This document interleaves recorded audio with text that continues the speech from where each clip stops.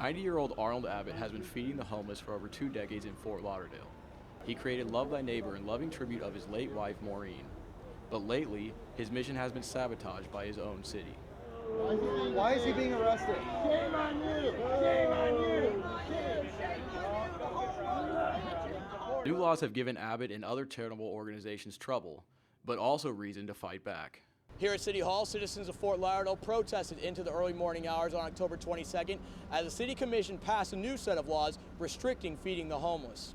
The Commission voted 4-1 in favor of the new regulations at 3:30 a.m. While Commissioner Dean Trentalis voted no, he said his opposition wasn't with the feeding restrictions, but with other parts of the law that would concentrate social service facilities in Flagler Village and other downtown neighborhoods. This is a redevelopment area.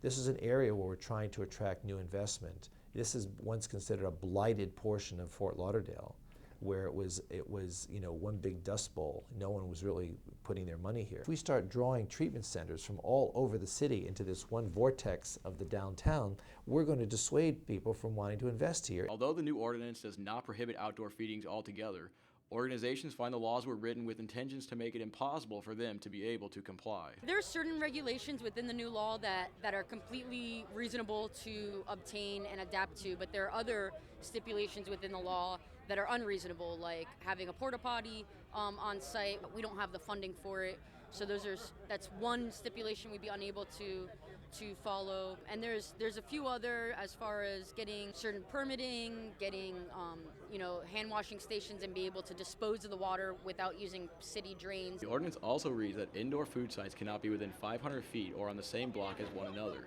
Outdoor stations cannot be within 500 feet of residences, and organizers must obtain a permit or get permission from the property owners. The problem we had, people litter the areas in which the feeding takes place.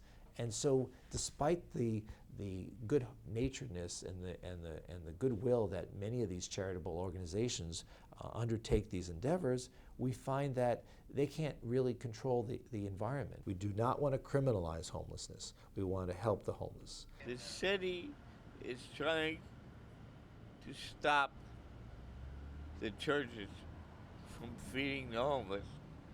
But Jack Saylor, the mayor, right there,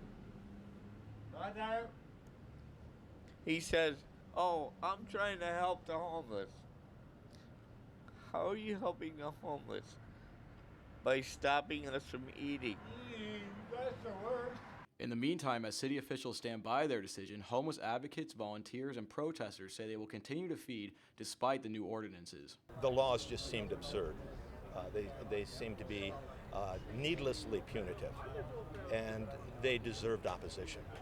The vision is not there, that there are other ways of doing this. There are other ways of being successful in all of the things that they want to achieve. For the 90-year-old Abbott, the fight to feed the homeless continues. Despite prior attempts by the city of Fort Lauderdale to thwart his efforts and multiple recent arrests resulting from the new ordinances, Abbott remains as resolved and confident as ever. They've been out to stop me for 23 years. I've been feeding since 1991.